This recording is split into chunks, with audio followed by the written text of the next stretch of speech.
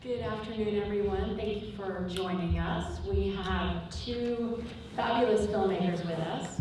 Josh Caldwell, who directed The Layover, which was his feature debut. And we have Mark Polish. He's made many, many movies, but one of his recent low-budget movies was called For Lovers Only. And we're going to talk a little bit about both of those films. Do you guys want to quickly intro the film and share with us the budget, and then we'll look at the trailers? Yeah, okay, cool. That'd be great. Sure.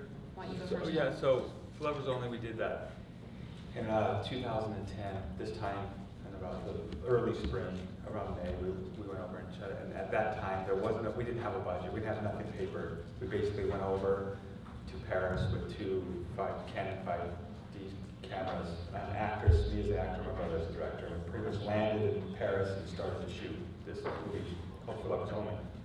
At that point, we had a script that was kind of modular. I could shoot it wherever we needed. The scenes were set in the script. It was about a 90-page script, maybe a little less, 85-page script. And we could move around accordingly to wherever we could shoot. And that's about the basis of that film. It was something we'd written early when we were younger, in our early 20s, and we were going to shoot on 8mm. We were going to go to Paris and do an 8mm. Because at that time, those were the cameras that those were inconspicuous. You wouldn't get caught. You could go into the churches and stuff, and they could handle some low light. And so, flash forward to these new cameras, these new DSLR cameras and stuff. So when that came about, we're like, hell, we could do it with this film. We will with this camera. So that's what we did. And in black and white. In black and white, yes. Very cool. Yes. And so my film, Layover, was actually directly inspired from having seen For Lovers Only. It was kind of written in the same way. It's actually weird to see the parallels, considering that Mark and I just physically met each other today. I had actually spoken on the phone a couple times before that, but very much similar. We wrote kind of a modular script that could be sort of production up or down depending on what we could get. Wrote it so that it took place over one night in Los Angeles, which is a city we knew, so not a lot of wardrobe changes or anything like that. Also shot on the 5D using available light. And it's the story of a young woman who's traveling from Paris to Singapore to visit her boyfriend, and she gets stuck on a 12-hour layover in LA, goes to visit a friend who's there, and it kind of spawns this night of reflection, and as she meets a mysterious man on a motorcycle. And it's all in French, and premiered at the Seattle International Film Festival last year. So I know you were inspired by Mark's film, and you can't help but sort of be mesmerized by the French countryside and the south of France and Paris, and obviously the production values are built in there. How did you specifically map that out? I know you said you had the script that could be set anywhere, but you guys decided to go to France on a holiday, right? Yeah, and then it became... Yeah, well, I mean, I've been there previous film festivals with my earlier films. I think in 1999, we went there to a Deauville Film Festival in Twin Idaho. And I remember, this is the first time I'd been to Paris, and I just kept looking around going, every frame is amazing. I mean, you could just turn the camera. So I thought, wow, one day I'd like to come back here and shoot here. And originally, the script for Lovers Only wasn't set. It was set in Europe. It wasn't set in Paris, actually. So when Michael went over there earlier, and kind of went there a week earlier before we got there, and started kind of scouting out. He went up to Deauville again, Saint Michel, which is that castle that was surrounded by water. And then we went. He kind of just took a week to scout where he thought we could do it. So when the actor Stana got off the plane, we went over there as a couple, dressed. And the minute we got off, we were a couple there. So we did the whole shoot together, and it was kind of more conceptual. We kind of lived the characters for about 12 days. And did you work with a local person to get your location? Yeah, because we shot commercials there, inside of Paris and around Europe because of our previous. So there was a home base there that we just kind of set the gear at night. And a friend of mine owned the BMW motorcycle and the car and stuff like that. So we kind of just pulled all the resources that we had and put it all together and kind of mapped out this idea. Borrowed a lot of Yeah, and friends that I had that owned a hotel, and so he had a hotel one in Paris and then one in south of France, not in Cannes, but yes, in Saint-Tropez, yeah. Yes. So. That helps. Yeah, so we just kind of pulled all the resources of all the years that we've been going there and filming and coming back, and it kind of just everything kind of aligned. I mean, when you do these films, you got to start with free, and then you start with your resources, and then you start with how you spend yourself. And so it's basically, you know, holding that camera, just going all the way through. I mean, it was very, very tiring. It's not an easy thing to do, but at the same time, it's very liberating. You know, you can go into anywhere. Like a lot of people, since it was a French New Wave film, and we based it off of a man and a woman, they understood our language, and you know, and a lot of the Parisians and stuff just loved it. They just thought it was the neatest thing that we were laying in the middle of the street shooting a dead pigeon. I was like, oh yeah, you know. And they weren't concerned about do you have a permit? No, not at all. I mean, we had a small footprint. I mean, at the most it was 6, but for the most part it was 2 to 4 people traveling around. We weren't stopping traffic. We weren't doing anything that disrupted anybody. And we made it clear that, like in churches and things like that, there's about a 2 to 4 minute scene you can do before you're interrupted by either a tourist or something. But at the most part, it was pretty simple. Yeah, it's pretty contained, but Yeah. it was big because of all your scenery. Yeah, it is. Yeah. And tell me a little bit about the casting of Stana. Did you know her before? I know We you had worked with her we had agent. we shared at that time. We shared the same agent. Okay. We had the same agent, and I sent a treatment over to my agent at the time. I said, look, I need an actress that's willing to pretty much go over there. I listed kind of the things that we were doing, like jump off a cliff, learn how to ride a motorbike, all these things, and there was a list of actresses, and Stana's name was up there.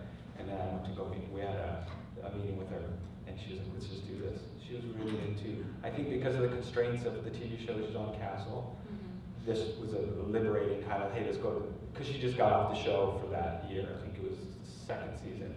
I think she was done for about 24 hours wrapped, and then we got on the plane and went, so, you know.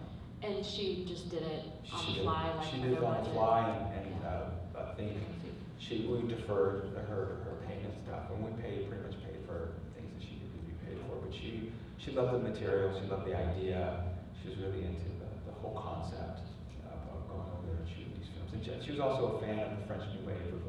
We kind of based it more about a man and a woman, the Claude Lelouch film. So. Did you guys do a lot of working out scenes before you got on the We plane? did. Yeah, me and Stana, we found time to either at night or prior to the scene, we'd either have dinner together and go over the scenes. We well rehearsed. We rehearsed them quite a bit. I mean, the pages that we were going to do the following day, because they were probably 7 to 8 pages a day of dialogue. And we rehearsed them back and forth, find out what we were, kind of our characters, who they were, where they met before. But the backstory is that they were lovers prior. He was a photographer and she was a model. They had broken up. They see each other on the streets of Paris 8 years later, and they can rekindle that. But they're both in completely different areas in their lives. So we kind of rehearsed that, but we'd also do the scenes in places, like we would do a scene like on the steps of Notre Dame or outside of Notre Dame, and then it didn't work, so we'd go somewhere else. So we'd sometimes do the same scene 4 or 5 times in different areas, just to see how it worked. And we tried to get the sparseness of Paris, so we were there a little bit prior to when the tourism started, so we kind of wanted no one around. But you guys were shooting in June? Like mid-May, like starting in like the 8th or something like that. And how many weeks? It was only 12 days. 12 days, wow. Okay. So we went all the way up to the north, went back to Paris, and all the way down. But we were about around the Grand Prix time, and Cannes was around that time as well. Festivals going on. Yeah. Very cool. Great.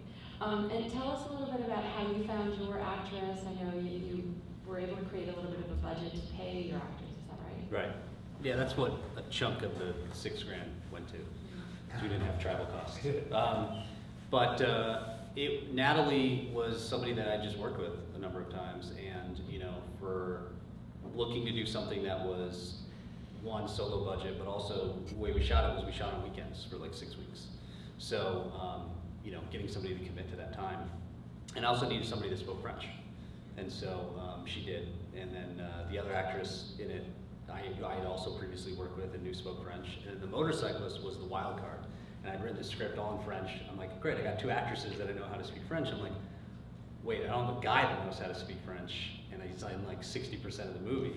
So then it became, I reached out to a casting director and she was like, oh, there's this guy who's done a lot of work in France and he wants to get a foothold in America and he'll probably do it. So I reached out to Carl and he signed on. So he was actually the one who, in addition to acting in it, he also did all of this translation into French, and then he was the one on set sort of listening to make sure that the French was correct, because I don't speak it. And so I was just sort of paying attention to the emotions of it, and whether the scene worked regardless of what was being said. And he was the one paying attention to sort of the grammar. And this is also one of your low budget tips, is like doing it in a different language. Yeah, like, elevates it. well, yeah, what's that special sauce, right? Yeah. Like for you, it was shot in Paris, in France. Like for Robert Rodriguez, he did an action movie. For us, it was, the funny part was I thought that the French was what was gonna attract people to it, and budget ended up being a much bigger selling point in terms of like getting attention for it. But it was a little thing. I remember the movie Maria Full of Grace, when that came out, and that was all in Spanish, and the director had directed it all in Spanish and didn't speak it, and that was like every headline. It's like directs first feature in language he doesn't speak, and so I was like, well, that's interesting. But it was also creative, which was the idea of, I just thought somebody that's trapped in a country where she doesn't speak the language was much more isolating than if she did, because I think if she did, it would have been not really that great of a story, So that's why it was, and it just happened to be French. It could have been Italian if I knew 2 Italian speakers, but it just was French because that's who I knew. And then, but it was set all in LA, so that's sort of familiar ground for you. How did you create spectacular things out of your ordinary Los Angeles? Well, it's like, living there, you have an understanding of any city you live in, you have an understanding of what looks great and what doesn't. But, it was the kind of thing where starting out, I was like, it's when, my favorite thing is at the end of Knocked Up, when they're, the 2 of them are driving off into the sunset, they're like driving up to Malibu. I'm like, those guys don't live in Malibu, like, no way. And so to me, it was like, how do we just do an LA that like you kind of haven't really seen, or isn't quite as Hollywoodized as you think. So like we were looking for, doing a lot of stuff downtown, and really honestly for a lot of the exterior stuff, it was what's well lit, like where, like the meet cute when they're in the parking lot. I was just driving around LA at night, trying to look for locations that were isolated, where we wouldn't be bothered because we didn't have permits, and that just were well lit because we were shooting, the 5D is great, but you still need some light. Right, you don't want to draw attention to your camera. Right, exactly. Yeah, so it was really just trying to find those locations that sort of ended up working, and of course, also serve the story. And so like with the Lookout, it served certain things. With the club, it was a matter of getting the club owner's permission to come in, basically, with a small footprint, 2-3 people, and shoot while the club was open. So that was. Did you have to get release forms from all the clubs? We just didn't shoot anything that was sort of that. Yeah, we didn't shoot other people's faces, or they were blurred in the background. You'll notice the trailer. The film opens on a plane over LA. And begins with her at the airport and it ends with her at the airport. And so that was all totally stolen. Basically, I bought 2 tickets to San Francisco, and the actress and I flew up to San Francisco, and when we were at the airport earlier that day, we shot all the entire end of the movie. And then when we flew back at night, we shot all the beginning of the movie. And we just kind of did it almost documentary style. But, the sort of trick was, it was probably one of the cheapest things to shoot. It was like $275 for the tickets. It took us a whole day to do it because of travel and because of delays. We flew United, so we were delayed a couple of times. But it was one of those things where just subconsciously, even if you tell people what your budget was, when the first image that pops up is looking out an airplane window over Los Angeles, it just messes with them. Like it messes with the audience to go like, I don't understand how this was done. Yeah. Rather than starting on, just a lone person in a random place. It's just like there's a lot of power to that, and it just it counters the idea that this was made for so little money. Yeah. It makes it a little bit more interesting. Where are some of your bang for your buck locations? Where did you milk something more out of something that you thought? I think probably San Michelle. There's a cathedral. I don't know if it's a cathedral. It's a castle. It's kind of an island. Terry Malick did the gist of the film, like right behind us. To the Wonder. The Wonder. Oh, really? Yeah, they were kind of like, I think they were 2 or 3 weeks behind us. And so it's an amazing. We're able to stay there, and they had a little hotel at the bottom up there, so we stayed there and shot there for about a day and a half. And that was, I mean, I think it was probably a $10,000, $15,000 vacation fee that we were able to have to confront.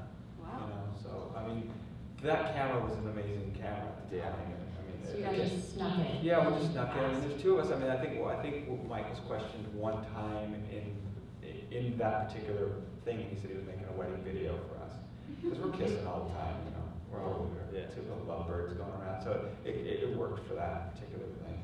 And your brother Michael did all the camera work? He did all the camera work, and it was an amazing. It was at that time not too many features were being made. I don't know too many features that were being shot with that particular camera. I think a few TV shows. What was Like Crazy? Yeah, That was the first one. That was The first one. Yeah, that was the one that blew up. Yeah, and so it allowed us to get into very intimate situations, get into cars, get into taxis, and just do a lot of great things with that camera. Now there's so many different models of that kind of idea, you know, from the Blackmagic Cinema. Even GoPro has a nice camera now, you know, and so there's a lot of things you can do. But I mean, just going to Paris, you don't need an art director. You know, every room is gorgeous you get into, and so, you know, it's like anything. It's like whatever lives within your frame is your world. So you got to really frame the world. Because outside, I mean, there is obviously places in Paris and stuff that you don't want to shoot, but for the most part, you know, that's one reason why we turned it black and white. It made the world one. It really closed down the different colors of the entire France. I mean, so you were able to really study the architecture and understand. And we really wanted the performances to be the color of the movie, so we wanted to just close down on that. Yeah. And you did have some art departments, right? You had a costumer? Yeah, the costumers that was here in the United States that packed our wardrobe as the characters. So we had very subtle kind of, we started with all in dark blacks, both characters, and as we went into creams. And so we just had to really kind of pay attention to that. By the end of the movie, by the time of their peaking of their relationship, they're both in whites and creams. Right. And then they end up going back into dark colors again. So we had just that subtle kind of change that we had to pay attention to. But we had, I think, about 6 different wardrobe changes, and that's all I brought was the characters' clothes and a couple of things to wear. But for the most part, I packed as the character, same style. Yeah. And was it your own daughter who provided the voice? Yes. Actually, she called me. At the time, I wasn't really paying attention. You know, I wasn't going to use her. And she called me, and we were filming.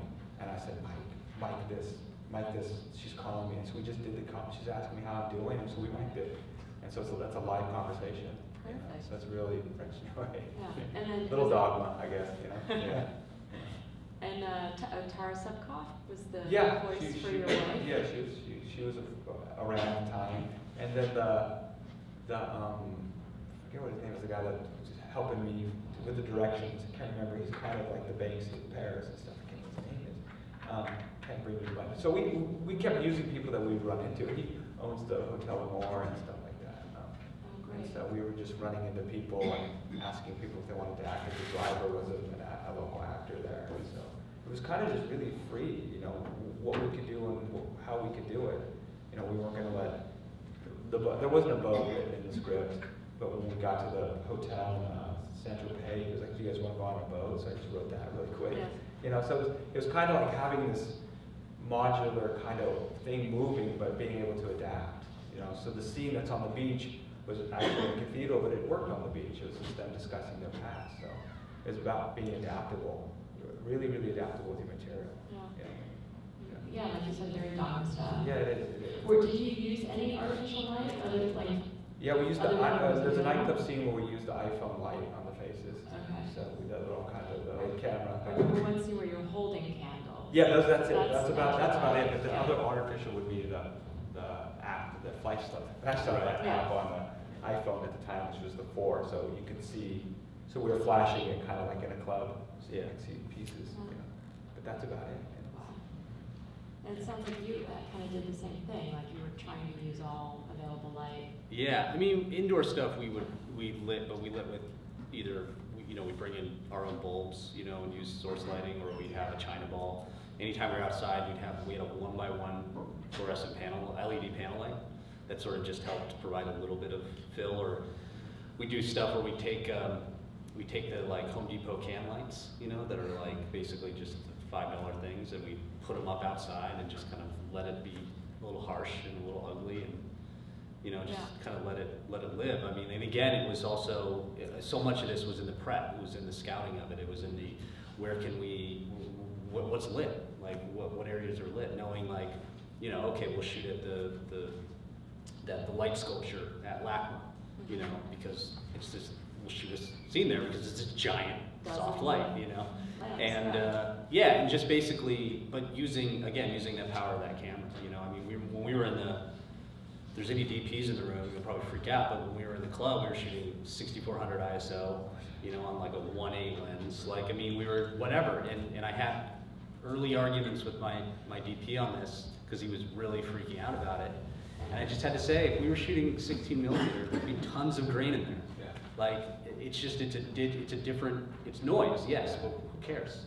Like, just live with it, embrace it. And by the way, there's a $100 app that you can buy that actually strips all of that out. So like, at the end of the day, you know, it was really like, we were mostly probably at 3200, but there were times when, yeah, like we'd shoot on the fastest lens we could, and we opened, you know, we pumped the ISO as much as we could. And, you know, and I've seen this now screened on a 50-foot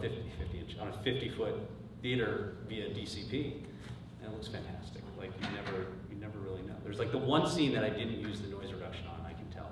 But other than that, it just, it was embracing it. It was the type of story, you know, it was the type of, felt very real, you know, it was very kind of like his, it was very much, felt like it was trying to capture reality versus trying to control it. Did you guys have any issues with the sound or having to redo things? Because you are so Yeah, I mean, sound's a big issue at the beginning of that, because you have a scratch track that obviously goes into the camera that you could use as a guide, but we had a small kind of unit that went around. Use the zoom? Yeah, zoom. That's what we used. And so, because it was so intimate, and we were doing a lot of the we'd make sure that we would do the dialogue scenes in very close settings, whether it was a bedroom or something. We'd never do dialogue scenes outside. So we were very aware of how the limitations of that, of the miking outside and how that works. So we're very conscious of that. But yeah, there was some sound issues, a little bit, but not much. You know, just because you couldn't pump it up as high, we were speaking so low. You know, we didn't have a proper boom. Right. So. Yeah, we ran same thing. We ran 2 labs. Both of our actors or whoever was on screen run into a Zoom recorder, the H4n, and then we'd have a boom mic also because it has this sort of 3 inputs. And shot outside with it, shot everywhere with it, even when we were at like so like if we went to like LACMA or a public place, we just wouldn't use the boom. You know, like we kind of had to judge where we could use it, but they were always lab mic.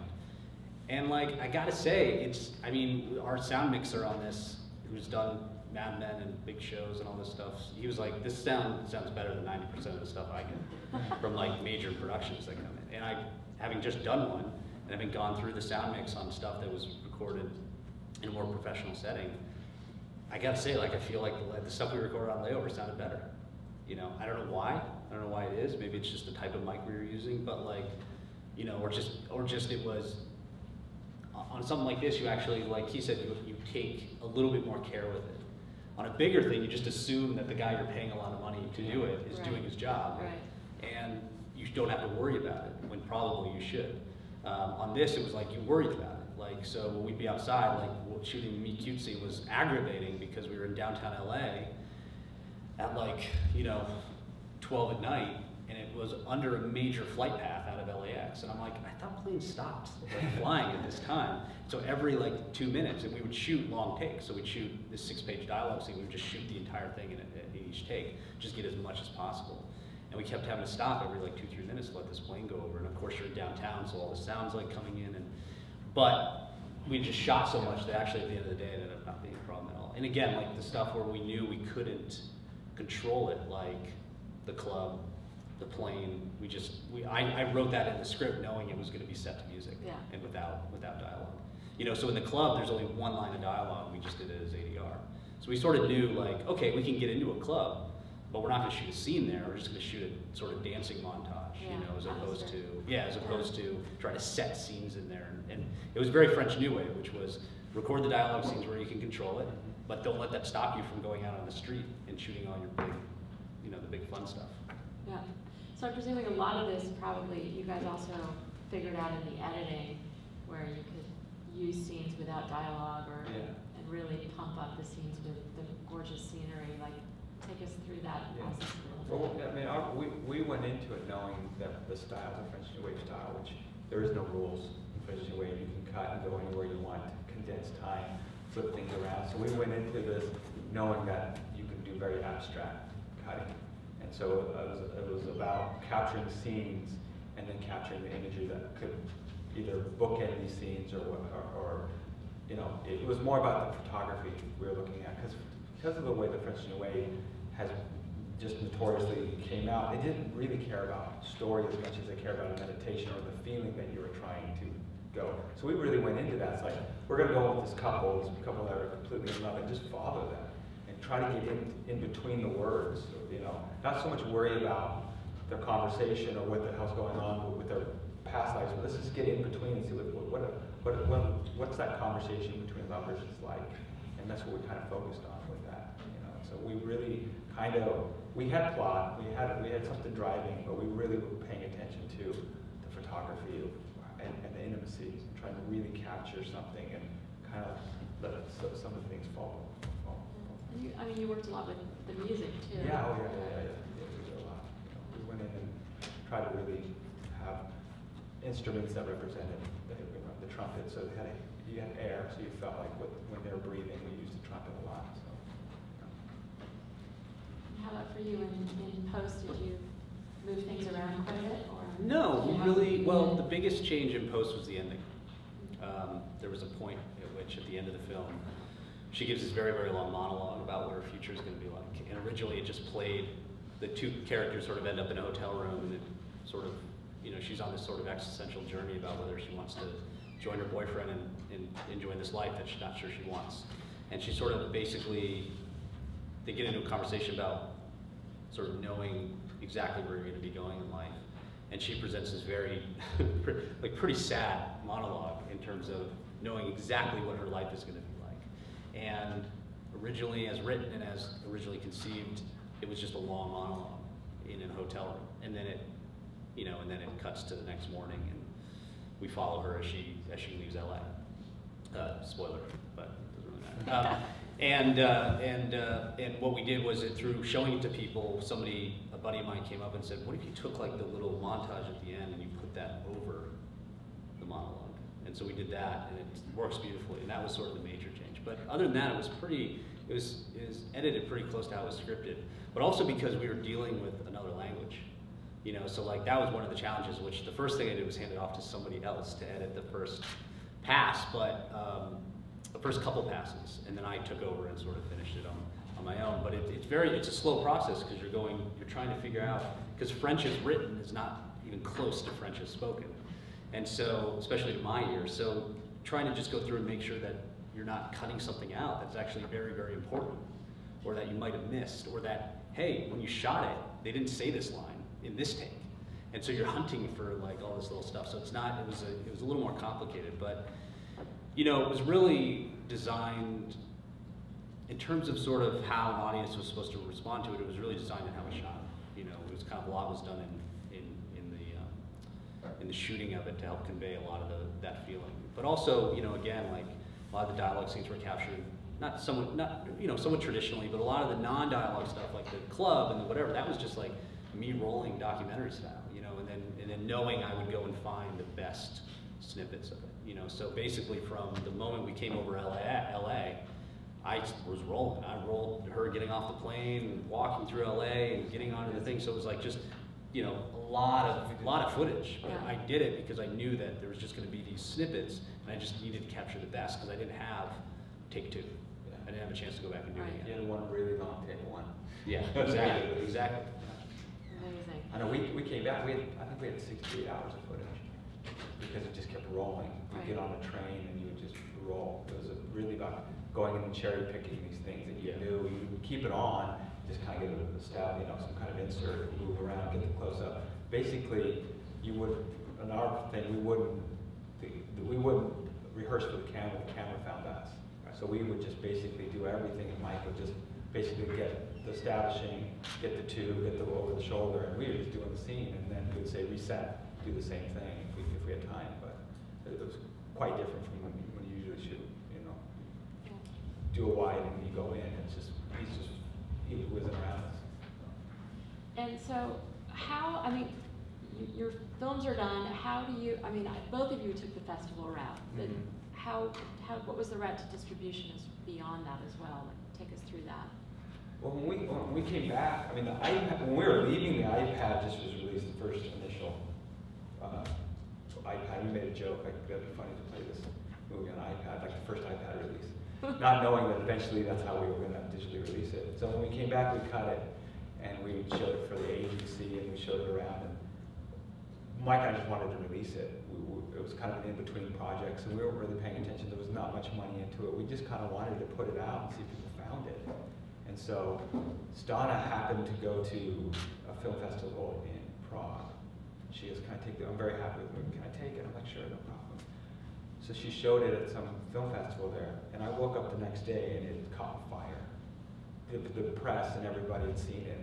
The tweeting and stuff that happened about 2010, so it was new. Tweeting was not as what it is today. So you started getting these kind of reviews, these 140 character reviews on this. This is amazing. I haven't seen anything like it. And Europe is kind of was raised on these films. It's much more different than the American audiences. They understand black and white. They understand these type of kind of new wave movies. So to them, it was like this amazing movie with an actress that they all love from Castle because it was big over in Europe. So it just caught huge wildfire. Mike and I sat there and go, should we wait, try to do another festival, or should we just release it? So we called a couple people who did digital releases, and we just released it on iTunes really quick, and it just went gangbusters. It was huge. I mean, we couldn't even keep it. You know, it was like #1 on iTunes for like 6 weeks. It did something we didn't plan on doing at all. We didn't really want to do anything with it. We just thought we made this movie, very intimate, personal story, and we were going to release it. It turns around to be this huge, massive money maker for us, and a huge thing. And again, the budget, the way we did it, seemed to be. You think that story is dead? That we did it for 10 grand and went to Paris, but that still seems to be the marketing ploy that worked. Especially for these types of movies, Yeah. it just feels like not easy, but you're like, it's not a sci-fi movie. It's not some big action movie. You know, like it's a drama. It doesn't seem like it should be a story that dramas. Yeah. I mean, in fact, the funniest thing is it was like 4th of July. We got it, and I'd run into Sharon Waxman from the Ramp at Barney's Co-op, and she covered me when she worked for the Washington Post back in DC. She says, "What are you guys up to?" And I'm like, "Oh, we just finished this film." She said, "Finish film?" And we're like, "Yeah, we're gonna release it." She just release it and do nothing? And we're like, "Yeah, we're just not gonna do it." She said, "You gotta write a story." And I'm like, I don't know what we just went to try. So we did it. She was the one who broke it. She ended up breaking the story on the Wrap, and at that point it just became huge, you know. I mean, we were really avoiding it. That was before your iTunes deal? Yeah, it was right before. It kind of simultaneously we were doing that deal. I mean, we really just felt like we did this movie, very personal black and white movie. We didn't feel like it was gonna have a life in the theater. We didn't spend much money. This is people discover it. And the discovery kind of method, that kind of power of people discovering really, really worked. Because they felt like they found something that no one knew about. And it was a very intimate movie, so they were playing it on iPads in their bedrooms and stuff, and watching it and feel real connected. So it was a special time between kind of the social media aspect and the kind of personal devices at the same time. It all kind of worked, perfect storm with that movie. And so you were able to pay out all your deferments and we then have did quite something well. left over? We did quite well. I think the initial run off of iTunes was about 250,000 off that, with some pay-per-view in there. So we did quite well. You know, between the licensing, because we did a lot of step deals. We have a lot of $250,000. Wow. We did, and we were able to do step deals with the music that we had. So we paid very minimal to music, so we were able to pay them accordingly. So that was really nice because we had some big artists in there, real nice people allowed us to have their music. Got to pay. Like we had a deal at Warner Brothers for the mix, and so I got to go pay them. And So it was nice that everyone had faith in the project, and everyone wanted to work on a black and white kind of new way. We were able to pay the FAC, and stuff. So it was nice. Cool. And how about you, Josh? We haven't met quite that kind of success. but we did have, but we obviously, we also, we also spent so little that it almost doesn't matter. I mean, it would have been just a cherry on top to actually, do that well. But I think, we had a lot of, for me, I mean, personally, I'm sitting here, like we had a lot of really great media success from it. And so what happened was we finished the film, we spent about a year in post, and then we ended up finishing the film right before Seattle. We'd sent it to a friend of ours there who had asked, like, hey, what's going on with your movie? And sent it in. And again, we were like, oh, it'll be a festival thing, like probably won't make any money off of it. I mean, it's an indie, no-star French movie. Seattle ended up premiering it. They wanted it for the world premiere in the Catalyst program, where it was nominated for the New American Cinema Award, which was all great. It's a big honor. But what kind of kicked it off was a writer from Slash Film, David Chen, lives in Seattle, and I saw him tweet out about the 5 films he's excited to see at the SIFF, and Leo, of course, wasn't on it. So I wrote him, I said, hey, you're missing one film from your list. I'd like to invite you to come see it. And so I did. So he ended up coming to see the premiere, and did a little tweet about it, and then did an interview with me because he couldn't believe we had done it for so little. And he's an aspiring filmmaker himself. He just had his documentary premiere there with Stephen Tobolowsky in it, and he posted this video, and then at the same time we did an article for No Film School, and so that kind of really. That's where I picked you up at. Yeah, or no, I think The Rat. Yeah, The Rat. Which came when we released it a couple months later. And we tried, basically, so we got a lot of exposure for that, but we were still at the time going, oh, let's do a traditional, let's do a film festival thing, like maybe it'll pick up steam. And it really didn't. Like, it was interesting. It was kind of like, for us, we played in some other festivals, but really Seattle was sort of the top of that in terms of the attention. And then we decided to just go ahead and release it on our own, and through Vimeo and through our own website in October of last year. We coordinated we had a PR person who coordinated a lot of press, and so we did like The Wrap, we wrote an article for The Wrap, and did another No Film School article, and IndieWire, and kind of all this stuff to help drum up interest. And like it's done okay. We actually put out an infographic on Slash Film, who's been very friendly to us on this film, and I think now we've almost just made the money back on the budget. But that's starting from a place of one, not having, again, it comes down to market. I don't like to use this term, but it comes down to like marketable assets, right? Like having Stana was it's huge, She was on the #1 rated ABC show. Yeah. She's cultivating an enormous amount of steam with her acting, and her fans are incredibly supportive of her. So they got to see her outside of that, and so it worked for her and worked for them. And I mean, it's why the studio system goes for stars. It's a very big insurance policy. That a certain amount of people are going to come see, no matter what they do. Yeah, built-in audience. Yes. That's also one of the things that I've, now since doing this, I've sort of, I've written a lot about it, and I just gave a talk at Seattle. And it's the kind of thing where that's, one of the appeals, it's tough, but one of the appeals of low budget filmmaking is the possibility of getting into a situation where you're able to make it for so low that you can actually make money back. I mean, if you guys had gone and made that movie for $250,000, you would have nothing. Yeah. And it wasn't necessarily any better, it wouldn't have necessarily been any better or different of a movie. Yeah. It just would have been a lot of behind the scenes costs. And so, to me, it's kind of that thing where the ability to try and pull off low budget, but maybe have something marketable, whether it's an actress or actor that's in a show, whether it's like, it's a genre. I mean, we have everything against us. We're indie, we're all in French, and there's no, and I almost did it black and white. We did test it in black and white. Yeah, but we do have a motorcycle. But I think it's, so like our biggest audience is filmmakers, because they always want to know how we did it, and they want to see what a $6,000 movie looks like. But I think that there is that opportunity, and I think that, one of the things that I think is so damaging to sort of the indie film market right now is you just have all these films that, the biggest question that I ask is, do you have an idea, do you know what your film is worth? Not what you think you can make on it, not what it's going to cost to make it, but what is it worth? Because if you have a film that costs $500,000 and it's worth $2, why are you making it? And so there's a lot of ways to figure that out, but I think that's one of the things that you got to really think about, which is, just that's why I'm even like trying to, even if I spend 50, I want to make something that looks like it's 500, so that it can be worth $500,000. But I still only want to spend 50, even if somebody's willing to give me more. And I think, you know, with so many indie films only making, I mean, I think like 2% of all indie films make money at the end of the day, which is a terrible business. Like that is a really horrible business. Make money for the filmmakers. Yeah, no, just make their budget back. Distributors still make money. Distributors make money, right? So you know, with a 98% quote unquote failure rate, and even that holds true for films coming out of Sundance.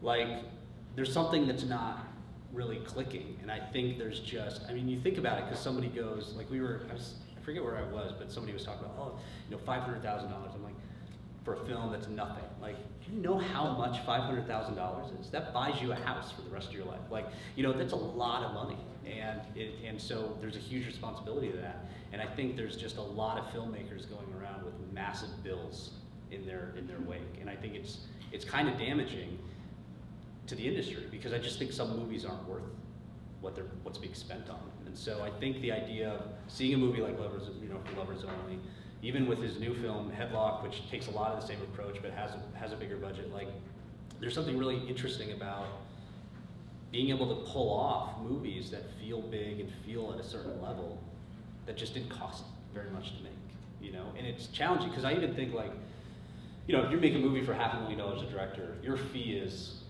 20 grand, maybe. Yeah. Like that's not sustaining you.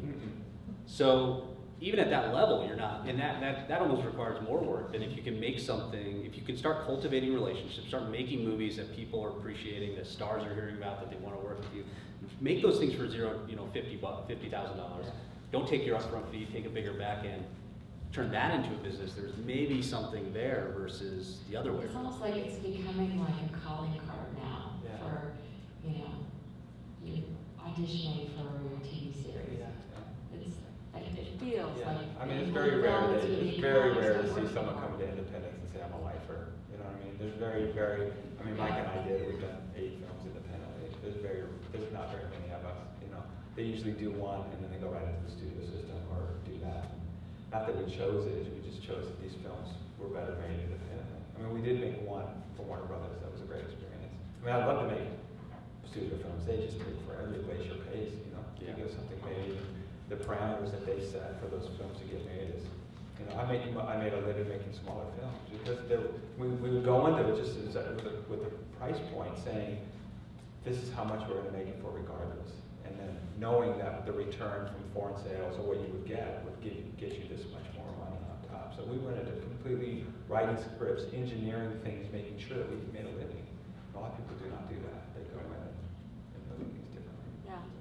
Yeah, that's remarkable that you say you've been able to make a living off of making films. I don't think many filmmakers can say that. No, I mean, what we have done, I mean, what we were doing at the time, after Twin Falls, Idaho, we made that for $500,000 and shot it. Immediately came off the mountain or Sundance and had a lot of opportunities to write. And so we've made a lot of money writing, a lot of income, supplemental income writing, you know, writing screenplays and doing that. You know, music videos here and there, commercials is quite lucrative, so, which is great, you know. They like that. You know. People love to rub elbows with artists, you know, in this town. You know. So nice. Very cool. So we're going to open it up to some questions from the audience. Is there a mic out there?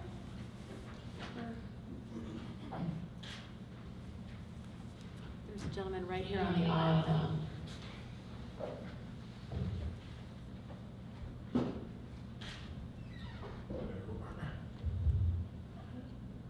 Hello, hi, I appreciate you having being here today. I actually visited Twin Falls, Idaho, loved it. And I wanted to ask both of the filmmakers if, I noticed both of you actually self-released your films this time around, correct? Yes. These past films, they were self-released. I mean, I had a digital distributor, but I did all the marketing, and they basically have the contracts with the output deals with the iTunes, and now you can do your own iTunes deal, I think. But at the time, it wasn't this, you know, Hulu and Netflix and all this. I was basically like an agent who had my property. So the question is, did you decide to sell for, well, you did have a distributor. What do you think about the whole distribution business today? Because we're talking, you guys are talking about how hard it is to make a living as a filmmaker, but there's a lot of distributors, there's like a disconnect between the distributors and the filmmakers, because a lot of filmmakers just don't get paid for a lot of their distribution deals. What do you think of that? What do you think as far as distributing your films now that you have probably done, now that you've done both? Go ahead. Well, I think I mean, distribution at any level is irrelevant without marketing. That's the tough part. Just putting it up on iTunes doesn't mean anything. It's not going to earn you anything. And so, you know, whether you do it on your own or whether you have a company that does it for you, puts it up, the marketing is key. And a lot of the things that we ran into was that in addition to them, some of these companies taking, you know, cuts, having the sort of, you know, non-specific marketing fee that they would take, which is like up to 10 grand or something like that. Kind of like, well, for this term and that amount of money, that's not really doing anything. I mean, people bemoan the cost of marketing movies these days, but it's true. Like, it just costs so much money. And so, you know, for us, we went the route because we were interested in learning about that process and what it would take, more so than getting a distribution deal, because we didn't have, you know, we didn't have Paramount or any major player coming to us and wanting to release Layover. It was kind of like somebody that would basically just put it up on the digital networks, take a fee, and then, you know, take a cap up to a certain amount, which in retrospect, we're glad we didn't do, because we actually essentially have made the budget back, which we wouldn't have done. We still would have been in the hole with the distribution company before we ever saw a check. That said, like, it's really tough to get yourself on digital platforms, you know, without their help right now. Because, you know, iTunes, I think you actually you have to like still have done 5 movies or released 5 movies as a package. Like, they're still gatekeepers. Now, the interesting thing, and this is something you can use to counter that, is you can pay. There's a company called Quiver and Distribber, and basically you pay them upfront costs to have them get your film onto these platforms. So really, you just build that in your budget. You know, you're going to spend $2,500 to basically put all of these onto your, you know, onto these digital things, and then you want to earmark another couple grand to pay a PR person to get stories about it, you know, and get you your marketing and your press at minimum. Because I think that's the biggest thing is, like, Layover. Like, for me, where I was at my career and where all the people that worked on it were at their career, like, our network was limited. You know, we kind of had a limited network of like 10,000 people roughly, based on all the articles and based on everything we did. And so if you're on a 1% buy rate, which is still pretty good, you know, that's what, 100 people? More than that, but you know, you're limited. There's a cap at which you're going to sell unless somebody picks it up and you create a bigger network for yourself. So it's certainly, you know, one of the things that's really interesting is kind of for the first time, an independent filmmaker can actually factor in distribution into their plan, which before it was like, oh, it'll go to festivals and somebody will buy it and somebody will put it out. But now you can actually make it a part of your plan and make it a part of the process that you're going through, whether that's doing it yourself and you're paying the upfront fee, or you're getting somebody else to cover the cost of doing that. And also, Sundance has a program for their alumni, because you guys are qualified, where they help you get the best possible deal at various digital outlets. Yeah, they're very, at that point they didn't have that at the time. Yeah, I think it was just recently.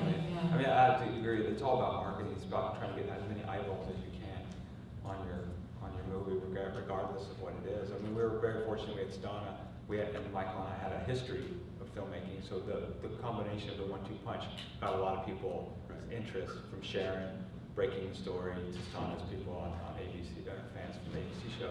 So we were very lucky.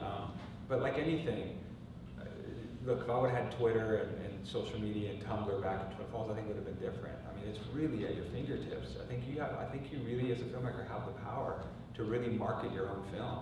I did this I did my own one sheet for Lovers Only. I did different, I would release stills that people hadn't seen.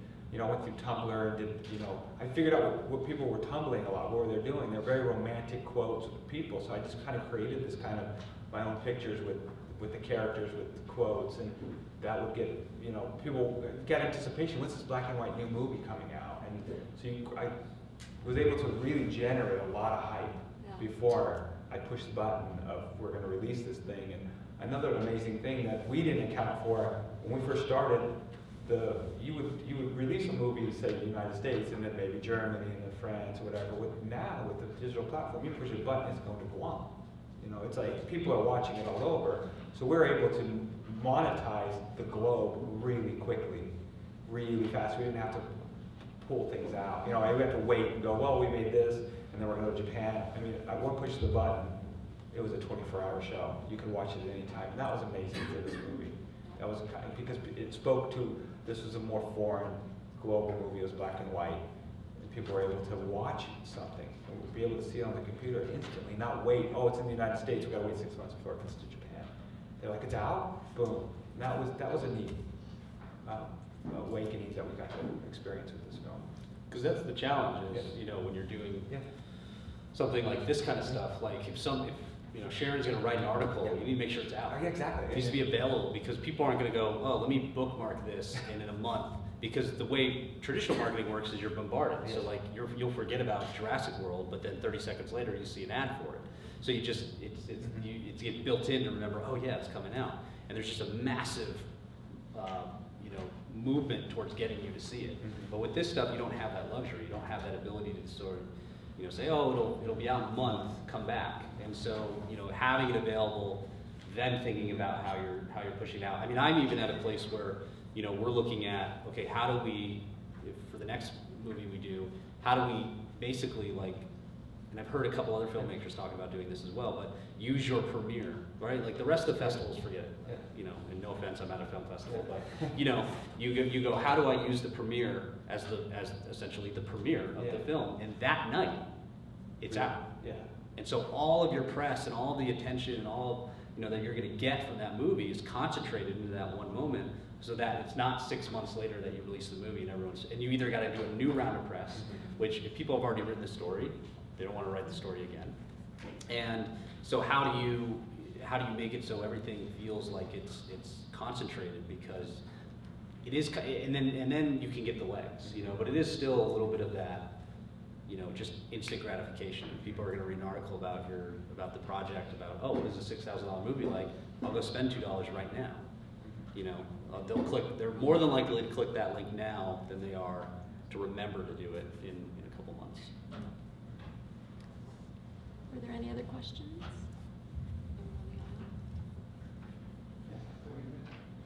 I have a question. How do you balance like being a filmmaker and being in front of the camera at the same time? Oh wow. Well, my first film, I was actually in front of the film and directed and typing my brother. So we were conjoined. How do you balance it? How did I balance it? Without like driving yourself nuts. Oh man. Well, we went at that point. We had little monitors. You know, the little like we do a take and then watch the monitor to make sure. You know, it's one of those things because you really have to, as a director, you know, you're seeing it from this point of view, and then something's like being a coach-player type thing. You really have to turn yourself off and not direct yourself in the scene, because you find yourself sometimes in a scene with an actress going, that line was really shitty. You know what I mean? So you catch yourself up, and you can see it in the eyes in the editorial. Like you're thinking that You're thinking about the notes you're going to get. To yourself. Or she's really bad, or who wrote this? This does not come out. So you really have to kind of cross the. Sometimes I would leave the set as the director, go get myself clear as like the fighter and walk right to and not get bothered and walk right into the ring and be like, okay, and then do 3 or 4 takes and come off. So I really separate the two, and that took a little while to learn that process, because you can really get caught up with being in this, directing yourself within the scene. You know? So, and then sometimes I would do something different where I would make sure that I'm rehearsing and pointing the camera on the opposite actor or the actress or whatever, so I get my stuff out of the way so I can see how she's doing and then do it and do another kind of coverage. So there's different ways of skinning the cat. Go ahead, got a question? Have you ever got trouble after releasing the film because everything is done on such a guerrilla style? You're going to a car park and making sure that no one's going to spot you filming. Have you ever released anything or know of anyone who has? And then someone said, well, hang on, you're not allowed to film at LA in the airport. I certainly didn't realise that you could. Well, you can't. I did the same thing. Yeah, you know, I mean, so there's something you have to do to release your film if you're going to release it on Netflix or iTunes or anything like that, and you have to secure what's called E&O insurance. And it's Arizona Emissions Insurance, and essentially that protects you against those types of claims. What was interesting was we went in thinking that we were going to be in the position where we weren't going to be able to get it, or we were going to have trouble getting it because, you know, of how we shot Leo. But then the movie Escape from Tomorrowland came out, and I was like, which was, I mean, that guy should be here, you know. He shot, you know, Disneyland for no money. It's totally a disparagement of Disneyland, by the way. And, you know, ultimately their lawyers probably decided it was just better, it would have called more attention to it if they fought it, so they just let it go. But that came out and I was like, oh, we're fine. But what we did was we sat down and talked to lawyers, and so the thing is there's a lot of things that you are required for you to quote unquote shoot that actually have no bearing on whether you can release the film. So location agreements, insurance, a lot of this stuff that you know, permits, that's not required. Once you're done with the move, once you've moved on from that location, that piece of paper is irrelevant. It doesn't really, you don't have to prove that you had a permit in order to release the movie, which was kind of surprising to us. I thought that you would have to provide like locations and stuff like that. And in terms of the brands, because we have the motorcycle which is a Triumph, and then we've got, you know, some other stuff. We asked the lawyer about that, and the lawyer was like, oh, it's not a problem. I'm like, well, what do you mean? He's like, well, unless you have a character saying like, wow, this is a great motorcycle. He's like, oh, well, it's a piece of crap, actually. Like, I hate Triumph. Then you've got a problem. But just the appearance of brands isn't an issue. That as long as it's not, you know, as specific. Everybody thinks it is, you know, which is, I don't know where that got mixed up, but No, I haven't had an issue with it. yeah, never had an issue. Background people. What? Background people. Well, we just, you know, I knew that was going to be an issue, so Can they sue? only if they're like recognizable. I think if they're integrated into the story as well. Yeah. I think there's some kind of, I forget what the terminology of the laws, but Free use. Yeah, free use when people are walking by, Right. you know, and they're just in it. I mean, when we went into a club and shot, we put the big disclaimer up, Yeah. saying if you walk into this, you will be filmed and you're, you know, relinquishing your rights. And we put that in some of the streets that we knew that were very big, like one of the places in Paris. I can't remember where the staircase is. And we put that up. We Yeah. filmed it, so we had protection. Yeah, there's certain, you know, for us, we mostly just tried to shoot, so if we were in those situations, the background was always out of focus, like we never focused on them. But I also think, in talking to the lawyer about that, because that was one of our questions, it was like they have to prove that it hurt them in some way, the appearance of them, that in some way, like if you had, you know, one of your characters pointing to a group of people and making fun of them or something like that, and then you featured a shot of these people you didn't have permission to use, that'd be a different story. But just sort of being in the shot isn't really enough for them to prove any kind of damage, is what we were told. Yeah, so it actually lets you get away with quite a bit. Did you set up legal entities for each of your films before shooting? As a limited liability companies, Yeah. yes, they did. It sounds like you spoke to lawyers beforehand before shooting. Yeah, we had that. Well, I mean, this all came out of talking to the E&O insurance guys, which was, by the way, done after we shot the movie. I mean, by the way, remember, you know, for us, this is all about how do you release it. So when I made Layover, like, I was like, I just want to shoot a movie. I want to get something in the can. If all it does is play festivals, we've spent so little, it doesn't matter. We'll put it up for free on YouTube. You know, so a lot of this was afterthought that we learned later on. I mean, now you go into a movie and you gotta, you know, you should just make sure all that's cleared ahead of time. You know, but it was funny because I just wrapped this project that I just shot a series for Hulu called South Beach, which is a drama series, and like you're going through script clearance and all this stuff that like I didn't do on Layover. You know, because on Layover it's just like, well, they don't have last names, you know, or you never hear last names, you know, said in the film. And there's all this like, there's a lot of like this red tape that either you think you need or just ends up getting in the way of you just making the film, you know? And so that was one of the things about Layover that, you know, for me, it being my first feature, was I just was like, I don't really care. Like, I'm tired of letting the idea that I need a crew and I need this and I need that and I need all this stuff to like go make a movie, where meanwhile, I'm not making the movie. Just make the movie. If it doesn't get released, who cares? You know, like put it up online. You know, the odds of that being that breakout thing that launches, you know, it's certainly possible.